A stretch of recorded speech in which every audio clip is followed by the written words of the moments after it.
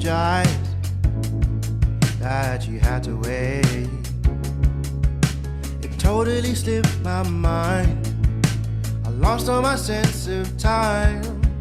So buy me that drink and just let me think, and I'll tell you the reasons why. My alibi. Hello and welcome to Alibi the podcast, an initiative started by Gagasan Mahasiswa Undang-Undang Sabah, or GUNS for short. I am your host for today, Constance Lee. Today's episode of Alibi the podcast is titled The Sabahan Drug Epidemic, where we will uncover the hows, whats, and whys of drug abuse in Sabah and Malaysia at large. In light of today's topic, I would like to pop in a brief disclaimer or trigger warning, as today's discussion will touch on drugs and addiction. As students of law, we often approach drug abuse from a purely legal point of view. On today's episode of Alibi the podcast, we are eager to welcome a different perspective. We are very honored to be joined by Mr. Amir bin Anuar, who is a registered clinical pharmacist in Malaysia.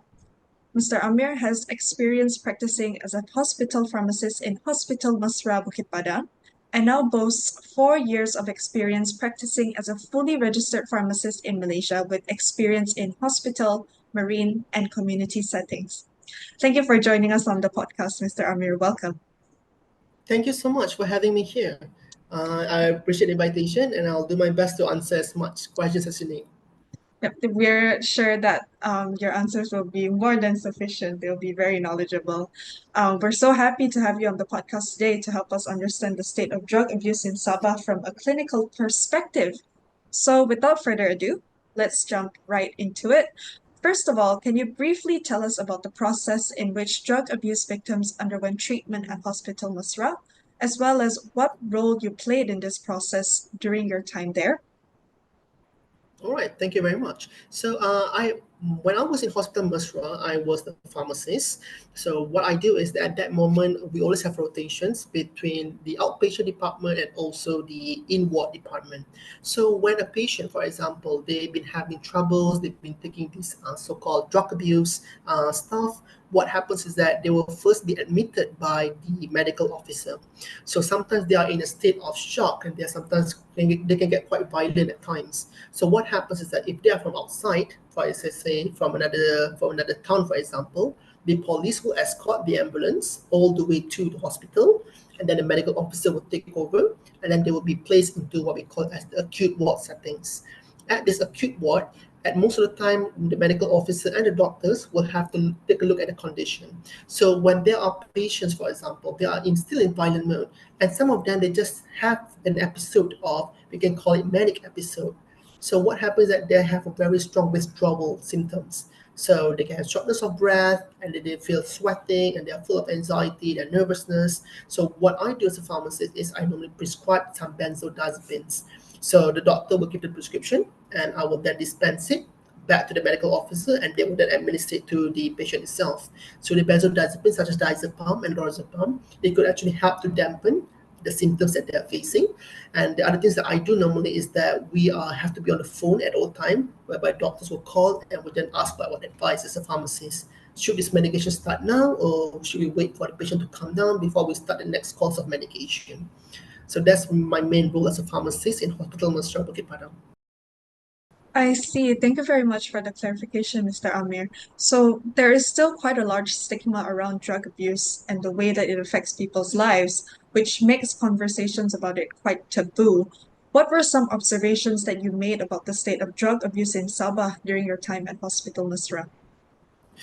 Honestly, Constance, my honest answer I would have to give is my first emotion is actually sadness, to be honest. It's very sad to see them because they're not just from poor families. Some of them are from really well-to-do families, and they just happen to fall into maybe they have a long circle of friends, or maybe they just wanted to try something. So they did something, and once the addiction kicks in, it can only happen just after the first dosing. They become too dependent on it. And it's very sad because they themselves, some of them, they really want to try their best to actually stop feeling this thirst for this so-called heroin and this methamphetamine. But it is a very hard thing to curb. And my honest answer would be that it's very sad to look at them, and also I would say a taboo wise in terms of they sometimes feel they do not know where to go to actually seek treatment. And honestly, I do not know well about the statistics, but from my observation, most of them are from very poor families and they do not really have the source to go to, and they don't have anybody else to talk to. And most of the time, they will just come and go. Normally, they get the good treatment in the hospital. They will go back, they will fall back into the same habit, they will come back, and the circle just goes over and over again. So, in light of these observations, do you think drug abuse is an isolated issue, or do you find that there are larger socioeconomic factors at play? Oof. That's a very hard one. Okay. Largest social. First of all, it's not an isolated issue. All right. It consists of many things actually. So first, we talk about financial wise. Now, I have met people, and they are Malaysians. They are not from Indonesia. Sorry, that's my cat. They're not from Indonesia. They're not from Philippines. Even though there are many of them who actually bring their own sort of heroin and methamphetamines to Sabah, but most of the time these people are they having some financial struggles, and when they cannot find a job, and some people actually rely on dispensing, or we can say selling out their drugs as a source of income for them. If you know Survey Kota Kinabalu, so the survey building, so I have never been there, but that's what they told me, that if you go behind it near the bushes area, if you go in at 9 o'clock at night, you can actually find people selling methamphetamines. So a small tablet like this, it's like 50 ringgit just for a small piece. Yeah, it's very expensive. And some of them actually make money by it. And besides financial wise, due to the struggling economy, there are also professors from UMS actually who fell into the same category as well. They started taking heroin drugs. Cannot name any names, but because for confidential reason. But they too fell because of a stress reason, and sometimes because of after COVID, they did feel lonely, and some families they didn't fare well during the COVID time. So because of divorce and breakup, they also fell into that category as well. So it's a very big picture to paint, and there's not really one particular factor that can cause a person to fall into this addiction. I see. So it's really a combination of different factors that can cause someone to go into drug addiction, because I Yes. think that there's a very common narrative that, only delinquents get into drugs, only people involved in social wrongs get into drugs. And That may be right for the majority cases, but still yep. there are also many cases, especially nowadays, where there are educated people, and some of them they did very well for the SPM. They were in college, they just wanted to try something, they fell into, like I said, a bad circle of friends, and that led to the pathway that they accidentally went on. So really anyone can be at risk of Correct, becoming a you're right. victim of drug abuse. Yep. Yes. So you did mention heroin and what was it? Sorry, methamphetamine? Methamphetamines. Yep. Yes, So correct. as we know, illegal substance use and trafficking are serious offenses in Malaysia. However, the same may not be said for certain legal substances that carry the same effects, such as glue or paint thinner. We know that this is a widespread issue, and there have been reports of this practice, better known as hisap gum, how it continues to affect, people, especially in, I believe it's the east coast of Sabah, where, even children are using this as a coping mechanism to get them through life. So did you encounter many such cases during your practice, and what are your thoughts on this? All right. Before we dive into that, maybe if it's okay, would like to just give the definition of what is drug abuse. Yes, So, of drug abuse course. by definition would be any medication that is being taken that does not align with the indications that they are having. So, I have worked in Sabah, I have worked in Labuan, and now I'm working in Perak. And in all three states that I've been, there are degree of drug abuse that are happening. So in Sabah back then, it was always hisap gum. It was just these people holding plastics, Tupperwares. In Labuan, they have a lot of heroin problems over there. And in Perak, people actually take cough syrup. So they take cough syrup, they put it together with, they call it daun ketum. I'm not familiar with what is the exact name for it, and they put some coke inside. That's how they get high. and they buy like 5 bottles almost every day. So yes, with all 3 states, not just in Sabah, but actually in Semenanjung as well, I have faced this sort of problems among patients, and I wouldn't know how high it is as compared to heroin and methamphetamine, but I do know that this hisap gum is very prevalent among people who are in their teens because they cannot really afford the expensive higher up drugs like heroin and methamphetamine, so they settle with these things that they can actually buy from just any hardware, and that's how the circle of addiction happens. So to answer your question, yes, it's a very common problem, especially among teenagers and young adults. And it's something that everyone, not just the police, but even as a pharmacist myself, something for me to observe, something for me to help with the enforcement, and by doing so, maybe bring these people along to find and let them seek out the best course of treatment for them, which is actually available in many places in Sabah, actually. I see. So you did mention that there are a few places in Sabah that can provide Yes. these victims with adequate treatment. Yeah. Do you mind naming a few off the top of your head? I do know there is one called ADK. So ADK is an institute in Papar. It stands for the Anti Dada. It's like a community where they actually helps people go into the methadone program. Each hospital in Sabah, we also actually have a methadone clinic as well. But there are some, we can say, there are some clinic workshops that are not located everywhere, so we have to source for it. In my hospital, Hospital Mesra Bukit Padang, we do not have a methadone program, but we do cater for people who, like I just said, they just had an acute episode of mania disorder. So what we can do to help now, honestly speaking, we cannot cater for the masses. No, there is also a limit for it. So, but there are some programs whereby they're going to give you a full 12 months program. But if you suddenly fail to come, like suddenly in the third month you suddenly started to run away, we're not going to give you another chance, because we have to be fair for everyone. We're giving you this person a chance. They abuse it, or maybe something bad happened, or they just fell into that same circle again. We have to be fair for the others. So you lost your seat, we have to give it to the next person in line. So same goes with our hospital. We can only care so much. After 2-3 weeks, once they're stable, we have to let them go, and we have to bring in the next patient, because one ward, for example, they can only cater up to 20 beds maximum, and that's not a lot, because Hospital Mesra Bukit Padang, we cater for the entire Kota Kinabalu. So yes, there are clinics and private residences that helps this program, but there's no real enough space to help everyone in line. I see. So, according to your evaluation, do you feel that the current system in Sabah is capable of providing adequate care for all drug abuse victims? And, if so or if not, what do you think can be improved? I'm sorry, Constance, but I cannot answer as in for Sabah only. I would like to give my answer as in for the entire Malaysia. Of So course, go based on ahead. what I see, even in Perak, we have Tanjung Rambutan over here. So what we can see here in Malaysia is that not just Sabah but everywhere else is that still there is a big lack in terms of knowledge, in terms of posters, in terms of reaching out to people.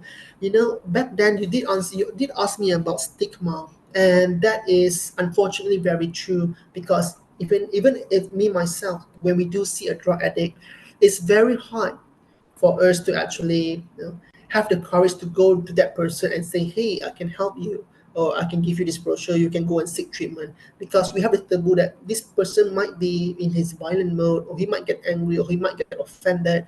So it's very hard. So to have general public, we can say general public display of posters, which I believe many programs have already been doing, is good. But the facility and the ability to cater it may not be there yet, because healthcare wise, our budget have to be limited, and Malaysia is a very great country in terms of healthcare, whereby we can bring everybody in, everybody have to pay 1 ringgit. The queue is long, but we spend a lot of our money already on the other diseases. It can be improved, but we also have to understand that the government has its limitation. I just have to leave my answer to that. As for Sabah, there are already great facilities doing it.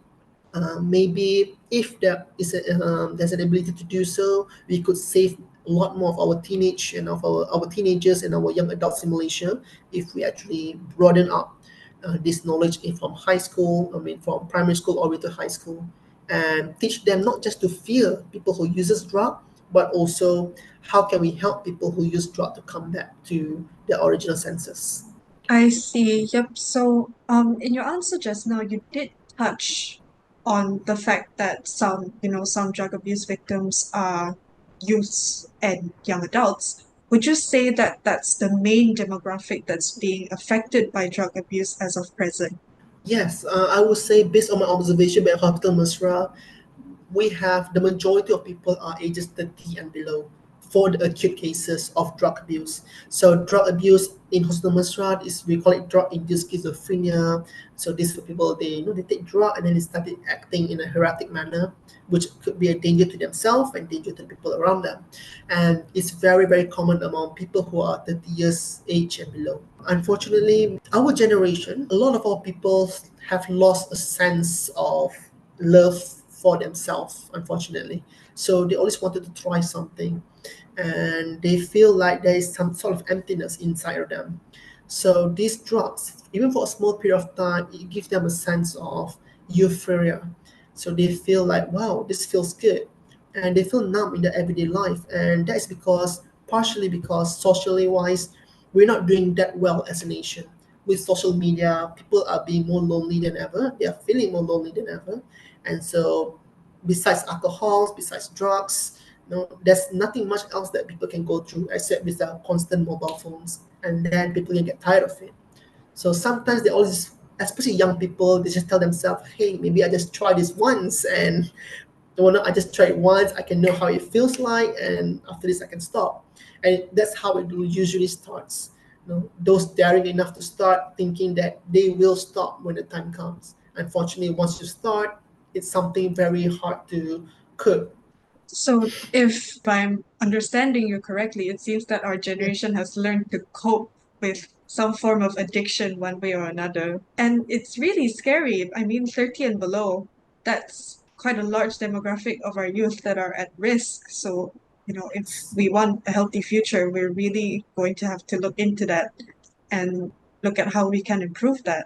But we wanted to ask you that from a clinical standpoint, how does drug abuse affect people's personal and communal lives? So how does a drug actually work in the body? All right. So let's just say a person, we call it opioids, most of them, opioids, heroin, all that. So we have a receptor, and once this receptor, we call it opioid receptor, is being filled with heroin, what it does is that it gives a constant state of euphoria for them.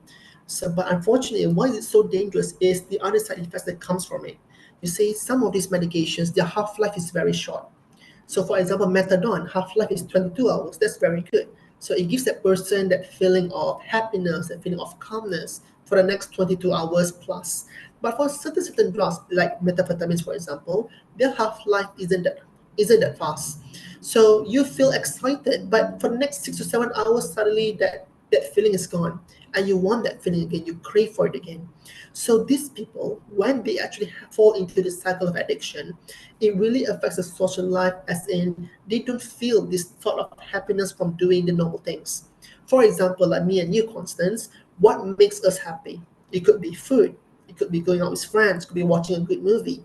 But when you have stimulate your receptors with something so strong like heroin, none of these things really going to bring you that much excitement anymore. So because you have been stimulated by 1,000 times more than just normal food or just normal happiness, we can call it. So these people, in terms of, they would not really want to talk much. They don't really want, they are always in state of anxiety because, hey, my kid is going to run dry. I want my next injection as soon as possible. So these people, when they don't get this sort of excitement, that's when the anger comes in. And the anger comes in mainly because of that withdrawal from the addiction. And like I said, they start to feel sweating and they become very angry. And if not well controlled, that's how they end up in ward number 7 and 8, and that is the criminal ward. So they got into sort of killing. They actually kill people for money. They actually started banging their head onto the doors, and because they have caused harm to people, and while they wait for their court case, they have to be placed in ward 7 and 8, where we have to lock them up. We can tell that it's actually very distressing for the Yeah, individual correct. itself, but how does that continue to affect the community? I know that a lot of people are gonna be like, oh, I'm not a drug addict. I don't know anyone else who's a drug addict. So how is this my problem? How is this their problem? I cannot answer in a way that everybody could potentially see from where I'm coming from. All right, but I believe that everyone has the right to just not play any role in it and just say, hey, I can do whatever I want. I'm not doing the bad things. I'm living my life, and as long as I'm not endangering anyone, then it must mean that I'm a good guy, and that may be correct. But think about it in this way: if we drive safely on the road, we just mind ourselves, we don't have any sort of self-defensive driving, does that mean that we don't have to wear any safety belts? Does that mean that we don't have to have any airbags in our steering wheel? All these are a sort of mechanism for us to defend ourselves, because we cannot promise the people around us are at the right state of mind when driving. All right. I mean, if you're driving on the road, you better wear safety belt, because you might see me same road as you, and I'm not a good driver. All right. But what I'm trying to say is that no, it is everyone's responsibility, because you never know when these people, or no, I wouldn't say these people, where when they come into a state where they cannot think well, we cannot assure ourselves that the victims won't be the people that we love the most, which is could be our partner or our children. All right. And the second thing is responsibility. Now, and that is something that we are missing in our community. Now, everyone only cares about themselves, and no, we rarely want to reach out to our friend. We rarely want to actually say hi and see how you're doing. And if we go on in this way, then we as a community will collapse as a whole. So it is everyone's responsibility to play a role. We might think that we're not making a big difference, but we never know that when that knowledge is needed, we could apply it for the people we love. And it is, I believe, as Malaysia, we all have to come together to curb something as bad as this. Because if we don't, the market is going to go up high, and it will happen to maybe somebody that we love, maybe our future children, our nephew, our niece, and so on. So my best answer for that is, you can do what you like, but do know that if you choose not to do anything, then you are also part of the problem as well.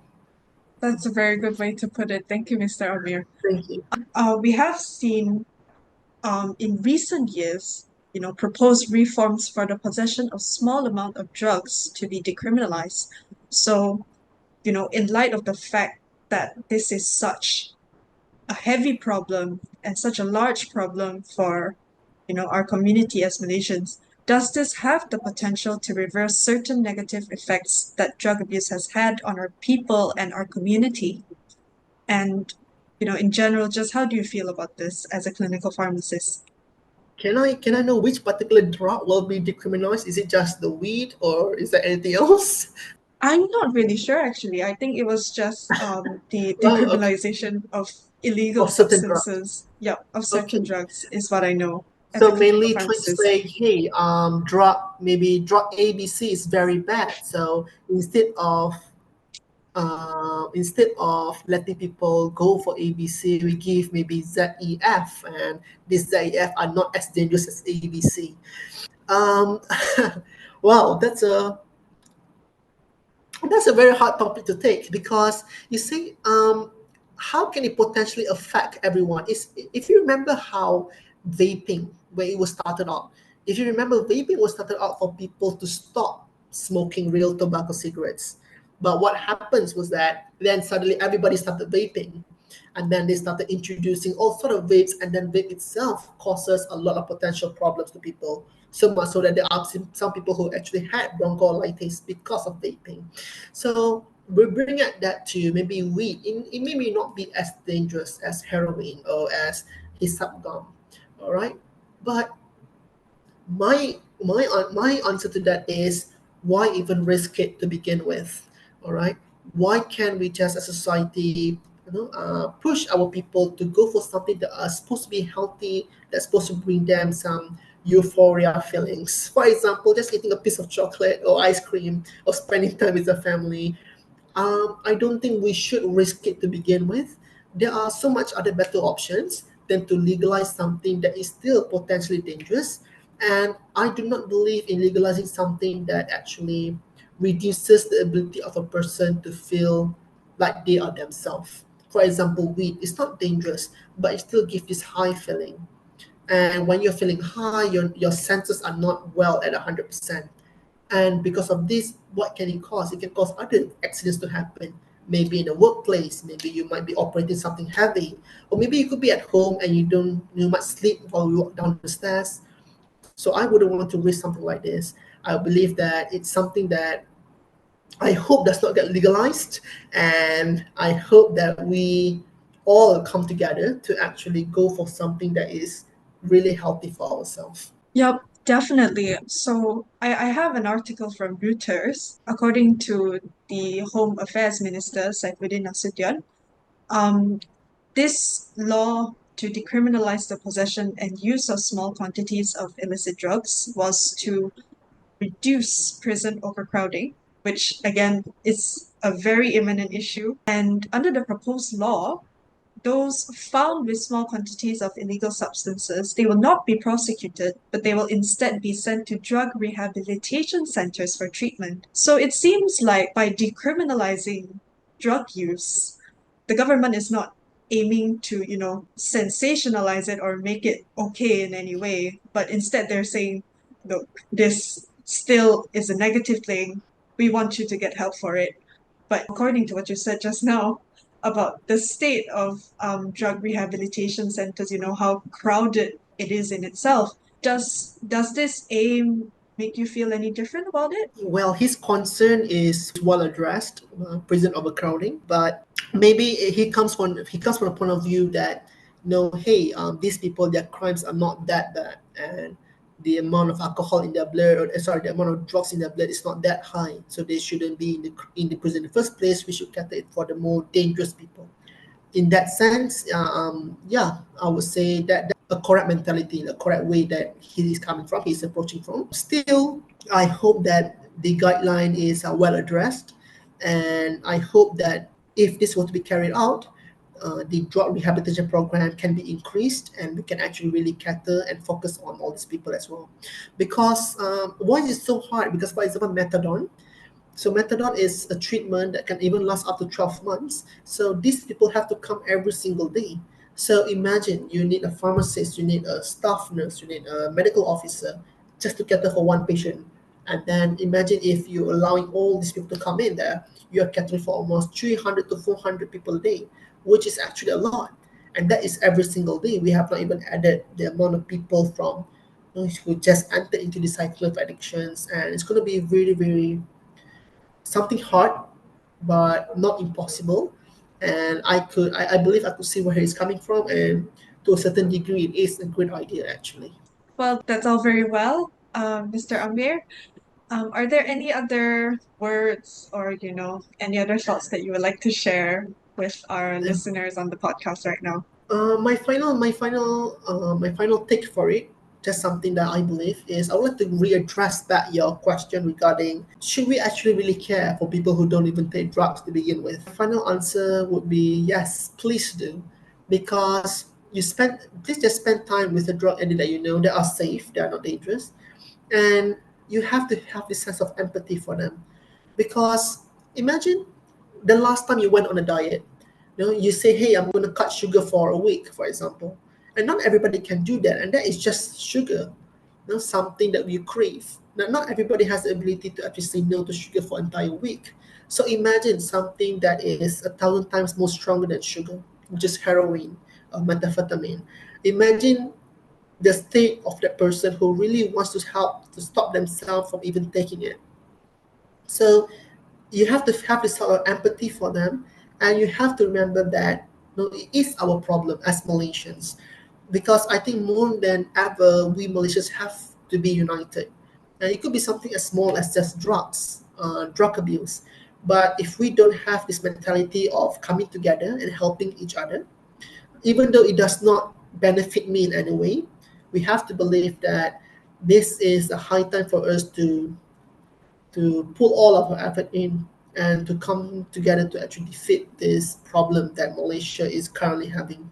That's all very good and well, Mr. Amir. Again, special you. thanks to you for joining Thank us you on so our much. podcast today. Thank you so much. It has truly Thank been you. an enriching and fruitful discussion that I believe that we can all take away something from. So, with that, we've reached the end of our podcast episode today. Thank you for listening to Alibi the podcast. We hope you've enjoyed this episode. And if you want to find more podcasts like these, subscribe to our channels on YouTube, Spotify, and Anchor to stay updated on all our latest releases. We hope you can join us for our next episode as well. Thanks again and take care.